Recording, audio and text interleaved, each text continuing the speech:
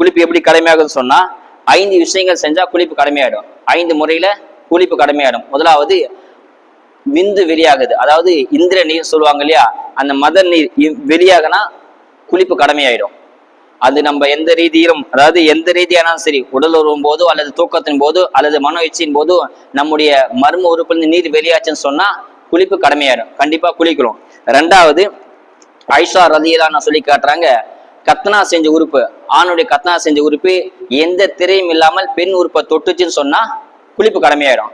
சில பேர் சொல்லுவாங்க, நாங்க மனைவி கூட ஒன்று சேர்ந்தோம் ஆனா எந்த நீருமே வெளியாகல, அப்படி இருந்தாலும் குளிப்பு கடமையாயிடும். ஏன் இதெல்லாம் சொல்றோம்னு சொன்னா, இது சில விஷயங்கள் நம்ம மக்களுக்கு தெரியாம இருக்குது, அதனாலதான் இதெல்லாம் சொல்றேன் நான். அதாவது கத்னா செய்யற பகுதி ஒன்று சேர்ந்தா, ஆண் பெண்ணோட மர்ம உறுப்பு ஒன்று சேர்ந்தாலே குளிப்பு கடமையாயிடும். இதனால எந்த ஒரு எஃபெக்ட் ஆகல அப்படின்னு சொன்னா கூட, 2 ஆண் பெண்ணோட உறுப்பு ஒன்று சேர்ந்துச்சுன்னு சொன்னாலே, திரையின்றி ஒன்று சேர்ந்துச்சு சொன்னாலே குளிப்பு கடமையாயிடும். 3வது ஹைல், அதாவது பெண்களுக்கு மாதம் வரும் இல்லையா, அந்த ஹைல், அந்த அந்த ரத்தம் வரும் இல்லையா, அந்த வந்த பீரியட்ஸ் சொல்லுவாங்க, அது வந்தா அது நின்ற பிறகு குளிப்பது கடமையாகும்.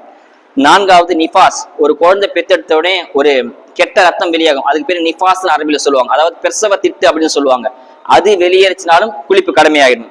5வது மவுத் ஆயிட்டம்னு சொன்னா குளிப்பு கடமையாயிடும். இதுக்கு பேரு ஃபர்லு கிஃபாயா அப்படின்னு சொல்லுவாங்க. அதாவது 2 ஃபர்ல் இருக்குது, ஒன்னு ஃபர்லு கிஃபாயா, இன்னொன்னு ஃபர்லு ஐன். ஃபர்லு ஐன் அப்படின்னு சொன்னா எல்லாருமே செஞ்சாலும், அதாவது உலகத்துல ஒவ்வொரு முஸ்லீமும் செய்யறதுக்கு பேர் தான், ஒவ்வொரு நபரும் ஒவ்வொரு மனிதனும் செய்யறதுக்கு பேர் தான் ஃபர்லு ஐன். அதாவது இப்ப உதாரணம் தொழுகை இருக்குது, தொழுகை நான் எனக்கு பதிலா நீங்க தொழுது அப்படின்னு சொன்னா தொழுக கூடாது.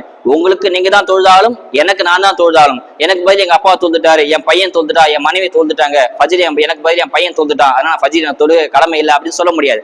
ஒவ்வொருத்தரும் 5 வக்து தொழுக வேண்டும். இதுக்கு பேரு ஃபர்லு ஐன், கட்டாயம் எல்லாருமே செய்ய வேண்டியதுக்கு பேரு ஃபர்லு ஐன். ஃபர்லு கிஃபாயா அப்படின்னு சொன்னா, ஊர்ல யாருன்னா ஒரு சில பேர் செஞ்சா போதும். இப்போ ஜனாசா தொழுகை இருக்குது, எல்லாரும் தொழுக கடமை கிடையாது, யாராவது சில பேர் தொழுதாங்கன்னா அந்த ஃபர்லு கிஃபாயா நிறைவேறும்.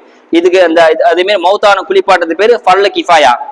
இந்த 5 விஷயங்கள் குளிப்பு கடமையாகும்.